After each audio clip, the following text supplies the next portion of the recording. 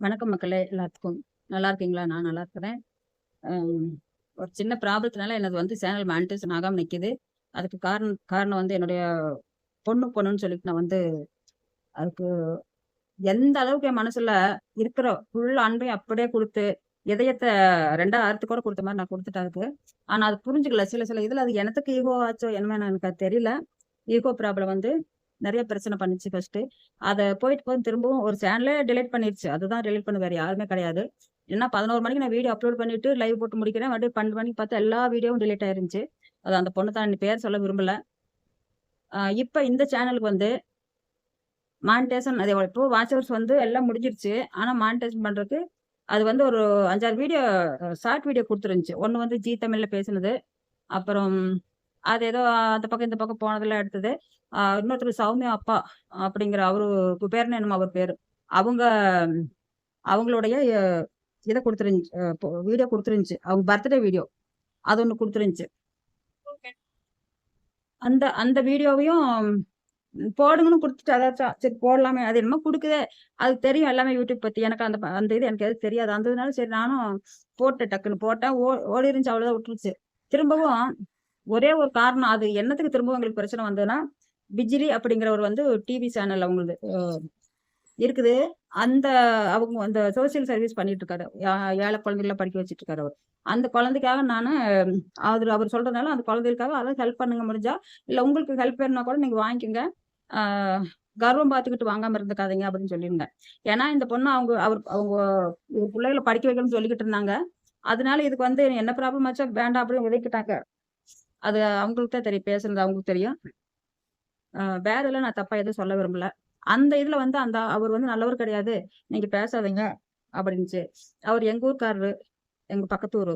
எனக்கு தெரிஞ்சதுனால எனக்கு தெரியும்ப்பா அவர பத்தி. இந்த வயசுல எனக்கு எதுவும் தெரியாதா? அதெல்லாம் ஒண்ணும் பிரச்சனை இல்ல அப்படின்னு கேட்கல. நான் சொன்னேன் நான் கேட்கல. இதுதான் அங்க பிரச்சனை. ம். அன்னைக்கு காலையில இருந்து சாயந்தரம் வரைக்கும் சொல்லிக்கிட்டே இருந்துச்சு WhatsAppல. நான் எதையுமே கண்டுக்கல. எனக்கு அத கண்டுக்கிற ஒரு மைண்ட் கூட வரல. ஏன்னா அது சின்ன மேட்டர். இத போய் என்னத்த பேசுறதுன்னு விட்டுட்டேன்.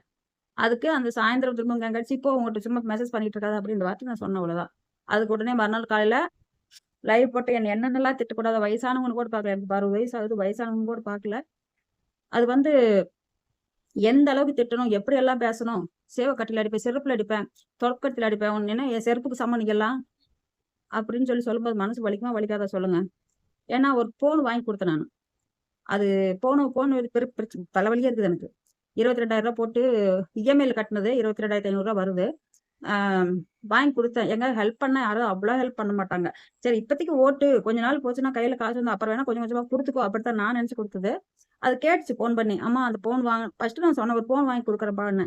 நான் இதெல்லாம் சின்ன காரணம் எதுனா, அதனுடைய வளர்ச்சி கொஞ்சம் வளர்ந்துகிட்டு குழந்தைகள வச்சுக்கிட்டு வாழ்ந்துட்டு இருக்குது. கொஞ்சம் முன்னேற்றம் வந்துக்கிட்டோம். அதே விதத்துல என்னோட யூடியூப் சேனலுக்குலாம் ஹெல்ப் பண்றேன்னு சொல்லி பண்ணிக்கிட்டு இருந்துச்சு. கொஞ்சம் கொஞ்சம் தான் எல்லாரும் எனக்கு சத்தியமா சொல்லியே குடுக்கல.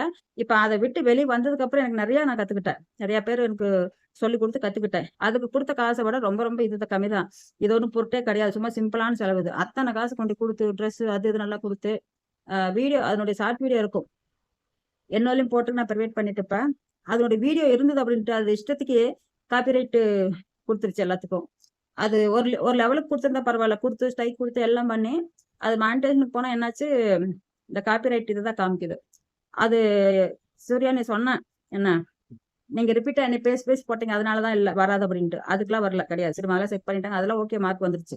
ஆனா இந்த காப்பிரைட் நீ குடுத்த பாத்தியா? அதுக்கு மட்டும் தான் நிக்குது வராம. தெரியுமா? உம், நீ சொல்ற என்னுடைய வயித்துல அடிச்சிட்டீங்க. நான் இப்படி பண்ணிட்டீங்க அப்படின்ட்டு. இப்ப நீயும் அதானே பண்ணியிருக்கிற. அ? நான் ஒரு ஆசைக்கு தானே பண்ணேன். இது வந்து இந்த வயசுல எனக்கு வந்து அதுல நான் கன்டின்யூ பண்ண முடியாது. ஏதோ என்னுடைய ஆசை நாமளும் அச்சீவ் பண்ணோம். யூடியூப்ல இருந்தோம் அப்படிங்கிற ஒரு இதுக்காக தான் நான் சொன்னேன் ஃபர்ஸ்ட்டே. நீ வந்து அது இது பண்ணி எல்லா சேனல்ல பண்ணி வர இந்த சேனலுக்கும் ஸ்ட்ரைக் குடுத்து எல்லாம் பண்ணி வச்சுட்ட. இன்னொன்னு நீ சொல்லிக் குடுத்த ஒரு இது சொல்றேன். ஆ நம்ம ஓன் வீடியோ தான் போடணும். ஷார்ட்லயா இருந்தாலும் எதுல இருந்தாலும் சொல்லிக் குடுத்தியா நீ முதல்ல. அந்த கிரீன் ஷேர் பண்ணுங்க. அதுல நல்லா பிக்கப் ஆகும் அப்படின்னு சொன்ன நீ தானே. அதுக்கு உன்னுடைய தோழி கூட கேட்டாங்க. முத்துநாதன் எனக்கு பரவால்ல. அவங்க கூட கேட்டாங்க. அம்மா சூர்யாவா இப்படி சொல்லிக் குடுத்தாங்க. கிரீன் ஷேர் அது ஷேர் பண்ண சொன்னாங்களா? அதுல ஒண்ணுமே பிரயோஜனம் இருக்காதம்மா. ஏம்மா இப்படி பண்ணாங்க அப்படின்னு கேட்டாங்க. நீ அதுவும் எனக்கு தெரியாம தானே பண்ணி குடுத்த. ம். எவ்வளவு வலிக்குது எனக்கு மனசு. அதுக்கடுத்து அந்த மியூசிக் இதெல்லாம் அது நான் போட்டிருந்தேன். அது போயிருச்சு. அதெல்லாம் ஆட்டோமேட்டிக்கா அவங்களே எடுத்துட்டாங்க. அந்த சில வீடியோக்கெல்லாம் மியூசிக் வராம போயிருக்குது. அது பிரச்சனை இல்ல. அது காப்பிரைட் வந்து போயிருச்சு. மெயின் வந்து நீ குடுத்தது காப்பிரைட்டு. உன்னோட இஷ்டத்துக்கு குடுத்து வச்சிருக்கிற.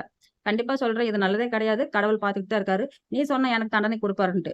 குடுத்தா நான் அனுபவிச்சுக்கிறேன். சரியா? நான் நல்லது பண்ணியிருந்தா இருக்கட்டும். இல்ல உனக்கு துரோகம் பண்ணியிருந்தாலும் எனக்கு குடுக்கட்டும் நான் அனுபவிச்சுக்கிறேன். சிவபெருமான் உடனே குடுப்பாரு. சரியா? நான் அந்த இதுக்கு போய் ஓப்பன் பண்ணி விட்டுறலாம். வேண்டாம் போய் தொலையுது. என்னென்னலாம் சொல்ல சொன்னேன். பொய்யாவது பொய் சொல்ல சொன்னேன். பொய் கம்ப்ளைண்ட் குடுத்தேன். போய் ஓப்பன் பண்ணி விடுங்கன்ட்டு. ம். இந்நேரம் நான் ஓப்பன் பண்ணி விட்டுருப்பேன். நீ இப்ப திரும்பவும் இந்த ஸ்ட்ரைக் குடுத்ததுனால எனக்கு ரொம்ப மனசு நொந்து போச்சு. என்ன? பேங்க் அக்கவுண்ட் எல்லாம் க்ளோஸ் பண்ணி வச்சிருக்கானுங்க. ஸ்ட்ரைக் அத என்னைய அவ்வளோ தூரம் திட்டி ஸ்ட்ரைக் குடுத்ததுனால தான் நான் எல்லாமே லாக் பண்ணி வச்சிருக்கிறேன்.